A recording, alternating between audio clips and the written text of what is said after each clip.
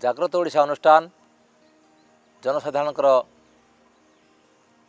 जागरण पाई allopathic औषध व्यवहार न करी केमिति आमे सुस्थ जीवन यापन करिपरिबा योग माध्यम केमिति सुस्थ रही परिबा सेथिपाई भरपूर प्रयास करछंती एवं भारतीय योग संस्थान आनुकूल्य रे किछि आसन प्रदर्शन करी जनसाधारण को अवगत करुछंती जे सेमान किपरि योग माध्यम निरोग रही परिबे।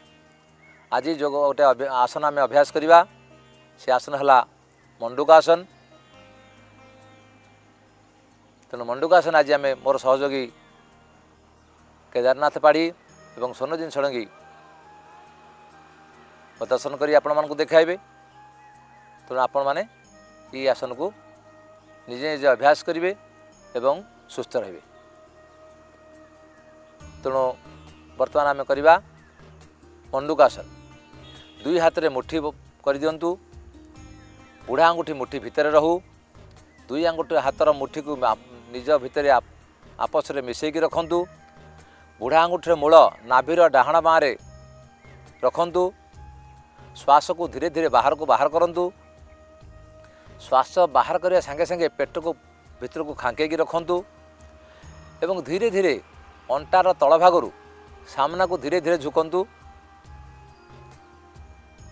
धीरे धीरे छाती जाई दुई आंठुरी लगी जीव। संभव थोड़ी को आगे कर नियंतु। पूर्ण स्थिति आसवा पर देखंतु जदि संभव होची मुंड तले लगांतु। जदि संभव न होची तो मुंड को बेक को बर्तमान सीधा कर रखंतु। पूर्ण स्थिति आसला पर बेक भागटा को पूरा सीधा कर दियंतु।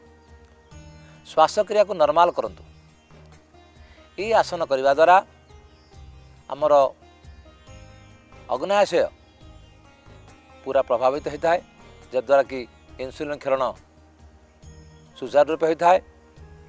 डायबिटीज लोक मान बहुत लाभकारी आसन। ये आसन को डायबिटीज लोक मैंने प्रतिदिन 3-3 थर अभ्यास करेंगे और खाली पेटर अभ्यास करेंगे। पेटर मोटापा एथरे कमी थाए। इटा मुख्यतः भाव में डायबिटीज लोक मान बहुत लाभकारी। पेट तलीपेट जनित समस्त अर्गान गुड़ी को ये पूर्ण भाव में व्यायाम दे थाए। श्वास भरवा संगे संगे धीरे धीरे पूर्वावस्था को फेरी आसतु।